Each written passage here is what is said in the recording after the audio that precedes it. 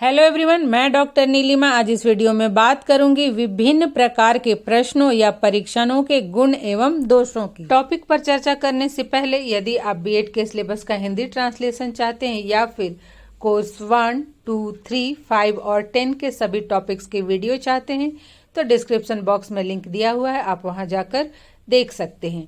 इसके अतिरिक्त भी मेथड पेपर के कॉमन टॉपिक्स के वीडियो, हिस्ट्री मेथड के टॉपिक्स के video, micro teaching, teaching skills, lesson plan कैसे बनाते हैं, प्रैक्टिकल एग्जाम की तैयारी कैसे करते हैं, एग्जाम में किस तरह से आंसर लिखते हैं इत्यादि से संबंधित वीडियो देखने के लिए डिस्क्रिप्शन बॉक्स में प्लेलिस्ट में जाकर लिंक प्राप्त कर सकते हैं।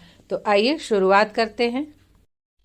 आज के इस वीडियो में मैं बात करूंगी निबंधात्मक या दीर्घ उत्तरीय एवं वस्तुनिष्ठ प्रश्नों या परीक्षणों के गुण एवं दोषों की या विशेषताओं एवं सीमाओं की।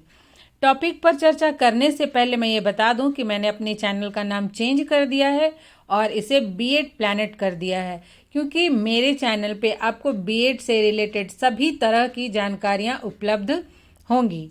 तो चलिए सबसे पहले जानते हैं कि निबंधात्मक प्रश्न या दीर्घ उत्तरीय प्रश्न क्या हैं, उसके बाद इसके गुण एवं दोषों की चर्चा करेंगे। विभिन्न प्रकार के प्रश्नों के वीडियो मैंने पहले ही बना दिए हैं, अगर आपने उसे नहीं देखा तो आप डिस्क्रिप्शन बॉक्स में लिंक दिया हुआ है, वहां जाकर देख सकते हैं। तो जो निबंधात्मक या दीर्घ उत्तरीय प्रश्न है या परीक्षण है, ये ऐसे परीक्षण होते हैं जिनके उत्तर छात्रों को स्वयं अपनी भाषा में विस्तार से देने होते हैं। सबने दिए हैं दीर्घ उत्तरीय प्रश्नों के उत्तर या निबंधात्मक प्रश्नों के उत्तर। जब बच्चे छोटे होते हैं तब से उन्हें निबंधात्मक प्रश्न के उत्तर देने होते हैं। छोटे बच्चे को आम पर लेख लिखो, गाय पर लेख लिखो इत्यादि निबंधात्मक ऐसे टाइप क्वेश्चन के उत्तर देने होते हैं और छात्र इन प्रश्नों के उत्तर लिखित रूप में देते हैं। निबंधात्मक प्रश्नों में किसी प्रकरण पर अपने विचार लिखने होते हैं और दीर्घ उत्तरीय प्रश्नों में विषय के प्रकरण से संबंधित किसी प्रश्न का उत्तर विस्तार से देना होता है। अर्थात निबंधात्मक प्रश्न किसी स्पेसिफिक वस्तु या फिर व्यक्ति से संबंधित होता है। जैसे कि आप लोग बीएड में कहते हैं ना, जो थिंकर्स के विषय में पढ़ते हैं, तो महात्मा गांधी के विचारों को लिखें या फिर महात्मा गांधी के शैक्षिक विचारों को लिखें, तो उसमें महात्मा गांधी से ही संबंधित सारी बातें लिखी जाती है। जबकि दीर्घ उत्तरीय जो प्रश्न होते हैं तो वो किसी प्रकरण से संबंधित होते हैं। अब हम देखते हैं कि निबंधात्मक या दीर्घ उत्तरीय प्रश्नों के क्या गुण हैं और क्या विशेषताएं हैं या फिर क्या उपयोगिता है। तो नंबर 1 है मानसिक एवं बौद्धिक क्षमता का मूल्यांकन। दीर्घ उत्तरीय प्रश्नों के उत्तर छात्रों को अपनी भाषा में सोच विचार कर देना होता है, लिखना होता है और वे ये उत्तर विस्तार से देते हैं। इसे छात्र की तार्किक शक्ति, विवेचन शक्ति, आलोचना करने की शक्ति, विवरण और स्पष्टीकरण आदि का मापन और मूल्यांकन किया जाता है। अर्थात इन उत्तरों से यह पता चलता है कि छात्र किस प्रकार से किसी विषय पर अपने विचार लिखते हैं, किस तरह से उसकी आलोचना लिखते हैं, किस तरह से उससे संबंधित विचारों को स्पष्ट करते हैं अपनी भाषा में। सेकंड जो है विशेषता, वह है लेखन शैली का परीक्षण एवं सुधार। प्रश्नों का उत्तर विस्तार से देने के कारण छात्रों के अक्षर विन्यास में सुधार होता है, उनके लिखने की शैली, उनकी भाषा आदि में सुधार होता है। इसमें विस्तृत रूप से आंसर देना होता है, इसलिए हैंडराइटिंग भी और छात्रों की जो भाषा संबंधी अशुद्धियां हैं वो भी दूर होती हैं, उनके लिखने की शैली में भी सुधार होता है। थर्ड है विचारों को अभिव्यक्त करने की योग्यता का विकास। दीर्घ उत्तरीय प्रश्नों में छात्र अपने विचारों को विस्तृत रूप से अभिव्यक्त करते हैं, जिससे उनमें अपने विचारों को व्यवस्थित एवं क्रमबद्ध रूप से अभिव्यक्त करने की योग्यता विकसित होती है। छात्र जो भी आंसर लिखते हैं उसके कुछ स्टेप्स होते हैं, उसको फॉलो करते हुए वो लिखते हैं, तो इससे वे कैसे अपनी बातों को व्यवस्थित रूप से, क्रमबद्ध रूप से लिख सकते हैं, इसका भी उन्हें ज्ञान हो जाता है, उनकी योग्यता विकसित होती है। फोर्थ है भाव प्रकाशन की स्वतंत्रता। इसमें छात्र प्रकरण या विषय से संबंधित उनके मन में जो भी भाव हैं, विचार हैं, उसे व्यक्त करने के लिए स्वतंत्र होते हैं। वो क्या सोचते हैं, वो क्या समझते हैं, उसे वे लिखकर व्यक्त करते हैं। अर्थात टॉपिक से रिलेटेड उनके मन में जो भी विचार है, उनकी जो भी सोच है, उनकी जो भी भावना है उसका वर्णन वो विस्तृत रूप से कर सकते हैं। नेक्स्ट है 5th, भाषा में परिमार्जन। दीर्घ उत्तरीय प्रश्नों के विस्तार से उत्तर देने के कारण छात्रों के भाषा संबंधी ज्ञान में वृद्धि होती है तथा उनके भाषा संबंधी दोष दूर होते हैं, जिससे वे शुद्ध लिखना सीखते हैं और दिन प्रतिदिन उनके भाषा में सुधार होता जाता है। जैसे लिखने के प्रैक्टिस होने के कारण जो भाषाएं हैं उनमें सुधार होती है, भाषा के लिखने की शैली में सुधार होता है। इसलिए आप देखते हैं कि बच्चों को सुलेख लिखवाया जाता है, जिससे उनके अक्षर के साथ साथ उन्हें भाषा का भी ज्ञान हो, भाषा के ज्ञान में वृद्धि हो और उनका जो लेखन है उसमें भी शुद्धता बढ़े। नेक्स्ट है नंबर 6, विस्तृत एवं संपूर्ण ज्ञान। प्रश्नों के उत्तर विस्तार से देने के लिए अपने को तैयार करते समय छात्र विषय या प्रकरण से संबंधित जो भी तथ्य हैं, जो भी कंटेंट हैं, उनको विस्तार से पढ़ते हैं। तो इसके बारे में इन्हें संपूर्ण ज्ञान प्राप्त होता है। ये जो भी विषय को पढ़ते हैं उसके बारे में संपूर्ण ज्ञान प्राप्त करने का प्रयास करते हैं, जिससे उनके ज्ञान के क्षेत्र का भी विस्तार होता है। मतलब डिटेल से पढ़ेंगे तो ज्ञान अधिक होगा ये टॉपिक से रिलेटेड। 7 है नकल की संभावना में कमी। दीर्घ उत्तरीय प्रश्नों के उत्तर देने में इतना अधिक समय लगता है कि छात्रों को नकल करने का समय ही नहीं मिल पाता है। अतः इस तरह के प्रश्न नकल की संभावना को कम करते हैं। तो जो भी स्टूडेंट अच्छे से तैयारी करके जाते हैं और उनका पढ़ा हुआ यदि क्वेश्चन आ जाता है तो उनके पास उत्तर लिखने के लिए समय की कमी पड़ जाती है। जैसे पहला क्वेश्चन है, लगभग उसमें 45 मिनट्स लग ही जाता है लिखने में। फिर बाद के क्वेश्चन के आंसर्स जल्दी लिखने में, शॉर्ट करके लिखने में टाइम की कमी हो जाती है। ऐसा नहीं है कि दीर्घ उत्तरीय प्रश्नों में छात्र नकल नहीं करते हैं, लेकिन वही लोग करते हैं जो कि पढ़ाई नहीं करते हैं, और जो पढ़े रहते हैं उनके पास समय की कमी होती है। वो जितना पढ़े रहते हैं उतना ही नहीं लिख पाते, तो नकल कहाँ से करेंगे। अब हम देखते हैं कि निबंधात्मक या दीर्घ उत्तरीय प्रश्नों या परीक्षणों की क्या सीमाएं हैं, क्या दोष हैं। नंबर 1 है रटने पर बल। ऐसे प्रश्न रटने की प्रवृत्ति पर बल देते हैं।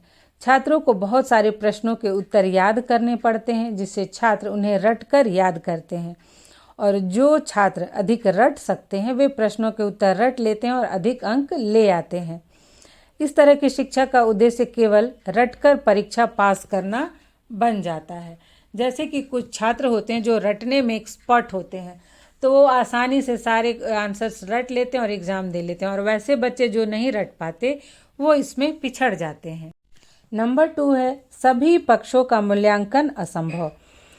तो जो ये परीक्षण होते हैं निबंधात्मक, इनके द्वारा छात्र के ज्ञान के सभी पक्षों की जांच नहीं हो पाती है। जैसे कौशल, रुचि, विशिष्ट योग्यता, क्षमता, या फिर व्यावसायिक रुचि, या फिर विषयों से संबंधित रुचि, इन सब की जांच नहीं हो पाती है। और जो वस्तुनिष्ठ परीक्षण होते हैं तो वो तो आयोजित ही किए जाते हैं किसी विशिष्ट व्यवसाय या योग्यता से संबंधित, तो उसमें जो छात्र हैं उनकी सभी तरह की योग्यताओं या फिर विशिष्ट योग्यताओं की जांच संभव हो पाती है। नेक्स्ट है नंबर 3, वस्तुनिष्ठता का अभाव। तो इस प्रकार के परीक्षणों में वस्तुनिष्ठता का अभाव होता है। छात्रों के प्राप्तांक पर परीक्षक के दृष्टिकोण, उनकी मनोदशा और पूर्व धारणाओं का प्रभाव पड़ता है। तो जो आंसर लिखते हैं छात्र, उसमें शिक्षक के दृष्टिकोण का बहुत ही व्यापक प्रभाव पड़ता है, क्योंकि हर एक जो टीचर होते हैं उनका दृष्टिकोण, उनकी सोच और किसी विषय से संबंधी उनकी सोच अलग होती है, अलग अलग उसमें अंतर पाया जाता है। तो एक ही आंसर के उत्तर की जांच यदि विभिन्न शिक्षक करें तो फिर आप देखेंगे कि उसमें अंकों में विभिन्नता पाई जाती है, अंक एक समान नहीं प्राप्त होते हैं छात्रों को। नेक्स्ट है नंबर 4, विश्वसनीयता का अभाव। ये परीक्षण विश्वसनीय नहीं होते हैं, क्योंकि यदि विभिन्न शिक्षक एक ही छात्र की कॉपी को जांचते हैं तब प्राप्तांकों में विभिन्नता पाई जाती है। छात्रों की श्रेणी या उनके प्राप्तांक किसी सीमा तक भाग्य पर निर्भर रहते हैं। इसमें कहा जाता है कि यदि कॉपी अच्छे परीक्षक के पास गया तो अच्छा नंबर मिलेगा, और नहीं तो अगर जनरल मार्किंग हो गया तो चाहे आप कितना भी अच्छा लिखे लेकिन अच्छे मार्क्स नहीं मिलते हैं। नेक्स्ट है नंबर 5, वैधता का अभाव।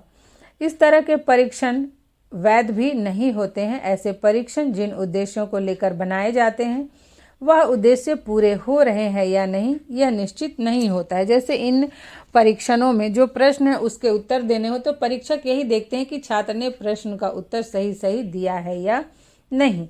तो और भी जो शिक्षा के उद्देश्य हैं या परीक्षण के उद्देश्य हैं वो पूरे हो रहे हैं या नहीं इसका पता नहीं चल पाता है। फिर नेक्स्ट है व्यापकता का अभाव। इस प्रकार के परीक्षण में प्रश्नों की संख्या कम होती है जिससे कि छात्र कुछ ही प्रकरण पढ़ के जाते हैं और जो पाठ्यक्रम का अन्य टॉपिक्स है उसका ज्ञान छात्रों को नहीं हो पाता है, अर्थात यह पूरे पाठ्यक्रम का प्रतिनिधित्व नहीं करता है।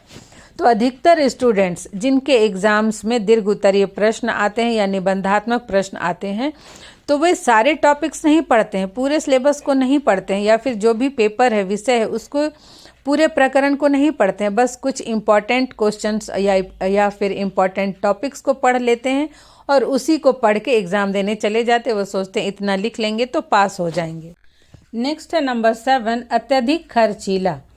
इस प्रकार के परीक्षण की कॉपी के मूल्यांकन में शिक्षकों पर अत्यधिक धन खर्च करना पड़ता है तथा समय भी अधिक लगता है। जैसे कि ये कॉपी मूल्यांकन के लिए बाहर भेजे जाते हैं तो उसमें खर्च आता है, फिर जो टीचर कॉपी जांचते हैं उनको पैसा देना पड़ता है, तो कॉपी पहुंचने तक और कॉपी जांच करने से लेकर विश्वविद्यालय या विद्यालय तक पहुंचने में बहुत ही लंबा समय लग जाता है। जबकि वस्तुनिष्ठ प्रश्नों में कंप्यूटर से तुरंत ही कॉपी की जांच हो जाती है, तो इसमें समय और धन दोनों ही अधिक लगता है। नेक्स्ट है नंबर 8, वास्तविक योग्यता की जांच करना मुश्किल। तो इन परीक्षणों के द्वारा छात्रों के वास्तविक योग्यता की जांच नहीं हो पाती है। कई बार तो छात्र पेज में कुछ भी भरकर पास होने के लायक अंक प्राप्त कर लेते हैं। तो ऐसा भी होता है कि कभी कभी छात्र 2 या 3 क्वेश्चन ही लिखते हैं और उसके बाद के जो क्वेश्चन के आंसर लिखते हैं वो वैसे ही कुछ भी लिख के चले आते हैं, और शिक्षक भी ये सोचते हैं कि हाँ छात्रों को फेल करना ठीक नहीं है, तो किसी तरह से उन्हें पास मार्क्स दे दिया जाता है, वे पास हो जाते हैं। तो इस तरह से छात्रों की जो वास्तविक योग्यता है उसकी जांच नहीं हो पाती है। अब कुछ सजेशंस देख लेते हैं जिसके द्वारा ये जो निबंधात्मक परीक्षण है इनके दोषों को कम किया जा सकता है। जैसे कि परीक्षण में प्रश्नों की संख्या अधिक हो तथा प्रश्न संपूर्ण पाठ्यक्रम का प्रतिनिधित्व करें। नंबर 2 है परीक्षण में दीर्घ उत्तरीय प्रश्नों के साथ साथ लघु उत्तरीय प्रश्न एवं वस्तुनिष्ठ प्रश्नों को भी शामिल करना चाहिए, तो इससे प्रश्नों की संख्या भी अधिक होगी और संपूर्ण पाठ्यक्रम भी कवर हो जाएगा। थर्ड है उत्तर की जांच एवं अंक प्रदान करने से संबंधित नियमों का कड़ाई से पालन किया जाए। मतलब दीर्घ उत्तरीय प्रश्नों में भी जो आंसर के मार्क्स दिए जाते हैं तो उसके भी नियम होने चाहिए। मान लीजिए जैसे क्वेश्चन 2 भाग में आता है कि शिक्षा को परिभाषित करें एवं इसके उद्देश्यों का वर्णन करें, तो शिक्षा को परिभाषित करें इसके लिए 5 मार्क्स और फिर उसके बाद उसके जो बाद का पोर्शन है उसके लिए 15 मार्क्स। तो इस तरह से निश्चित रहने से मार्क्स देने में आसानी होती है। फिर फोर्थ है परीक्षण में इस तरह के प्रश्न शामिल किए जाएं जिससे कि छात्रों के सभी तरह की योग्यताओं का मापन एवं मूल्यांकन हो सके। और लास्ट एवं फिफ्थ है उत्तर में आवश्यक बिंदुओं के अंक निर्धारित हों जिससे व्यक्तिनिष्ठता को कम किया जा सके। अब हम देखते हैं कि वस्तुनिष्ठ परीक्षण के गुण या विशेषताएं क्या है। वस्तुनिष्ठ परीक्षण सभी जानते हैं, ऑब्जेक्टिव टाइप जो क्वेश्चन होते हैं, मैंने उसके बहुत सारे प्रकार बताए हैं, उसके लिए जो वीडियो बनाया उसमें प्रश्नों के सैंपल्स दिए हुए हैं। इसमें विकल्प दिए हुए होते हैं और विकल्पों में से सही विकल्प को चुनना होता है। तो जो सबसे पहली विशेषता है वह है व्यापकता। वस्तुनिष्ठ प्रकार के परीक्षण में व्यापकता का गुण होता है। ऐसे परीक्षण के प्रश्न संपूर्ण पाठ्यक्रम का प्रतिनिधित्व करते हैं क्योंकि इनमें प्रश्नों की संख्या अधिक होती है जिससे संपूर्ण पाठ्यक्रम से प्रश्नों को शामिल करना आसान हो जाता है। ऑब्जेक्टिव टाइप क्वेश्चन में पूरे सिलेबस से क्वेश्चन आता है, इसलिए ये पूरे पाठ्यक्रम से रिलेटेड होता है। नंबर 2 है वस्तुनिष्ठता। ऐसे परीक्षण वस्तुनिष्ठ होते हैं। छात्रों के प्राप्तांकों पर परीक्षक के मनोभाव, उनके व्यक्तिगत निर्णय, उनकी मानसिक स्थिति एवं उनकी भाषा शैली का प्रभाव नहीं पड़ता है। चूंकि इसमें प्रश्नों के लिए अंक निर्धारित होते हैं कि एक सही उत्तर के लिए 1 अंक या 2 अंक दिए जाएंगे। तो यदि उत्तर सही है तो उसके निर्धारित अंक मिलेंगे और अगर नहीं तो 0 मिलेंगे। इसमें परीक्षक कोई भी फेरबदल नहीं कर सकते हैं। नेक्स्ट है नंबर 3, विश्वसनीयता। ऐसे परीक्षण विश्वसनीय भी होते हैं क्योंकि एक प्रश्न का एक ही उत्तर होता है और बार बार जांचने पर भी एक ही परिणाम आता है। कहीं भी कोई भी परीक्षक यदि ऐसे परीक्षण की उत्तर पुस्तिका की जांच करे तब भी परिणामों में कोई अंतर नहीं आता है, क्योंकि इसके मार्क्स निश्चित होते हैं और इसके उत्तर भी निश्चित होते हैं। उसे ना तो बढ़ाया जा सकता है ना ही घटाया जा सकता है। इसलिए कहीं पर भी कोई भी इस तरह की उत्तर पुस्तिका की जांच करते हैं तो उत्तर एक ही होने के कारण अंक में कोई भी अंतर नहीं आता है। 4th है वैधता। ऐसे परीक्षण वैध होते हैं। ये छात्रों की जिस योग्यता का मापन करने के लिए अर्थात जिस उद्देश्य की पूर्ति के लिए बनाए जाते हैं, इनसे उन उद्देश्यों की पूर्ति होती है। नेक्स्ट है 5, धन एवं समय की बचत। ऐसे परीक्षण में छात्र बहुत कम समय में ही सबके उत्तर दे देते हैं तथा उत्तर पुस्तिका की जांच में भी कम समय ही लगता है।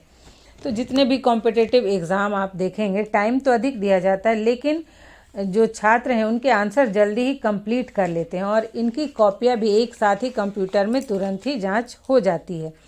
तो इसमें समय कम लगता है। नेक्स्ट है नंबर 6, अध्ययन की प्रवृत्ति का विकास। ऐसे परीक्षण छात्रों में अध्ययन की प्रवृत्ति का विकास करते हैं क्योंकि जो भी प्रश्न होते हैं वे संपूर्ण पाठ्यक्रम से पूछे जाते हैं, जिससे छात्रों को संपूर्ण पाठ्यक्रम पढ़ना पड़ता है और इसके कारण उनमें रटने की प्रवृत्ति विकसित नहीं हो पाती है। मतलब स्टूडेंट को डर होता है कि पता नहीं कहाँ से क्वेश्चन पूछ दिया जाए, इसलिए वो डिटेल में बारीकी से अध्ययन करते हैं। नेक्स्ट है नंबर 7, वास्तविक योग्यता की जांच संभव। ऐसे परीक्षण वैध एवं विश्वसनीय होने के कारण छात्रों की वास्तविक योग्यता की जांच करने में सक्षम होते हैं। छात्र के जिस भी योग्यता का मापन एवं मूल्यांकन करना हो उससे संबंधित प्रश्नों का निर्माण करके उनकी योग्यता का मापन एवं मूल्यांकन आसानी से किया जा सकता है। तो जिस भी विषय से या जिस भी क्षेत्र से, व्यावसायिक क्षेत्र से या व्यावसायिक योग्यता से संबंधित छात्रों की योग्यता का मापन मूल्यांकन करना हो, उससे संबंधित प्रश्नों का निर्माण करके उनकी वास्तविक योग्यता की जांच की जा सकती है।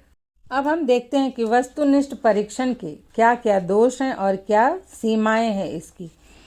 नंबर 1 है अत्यधिक समय तथा श्रम की आवश्यकता।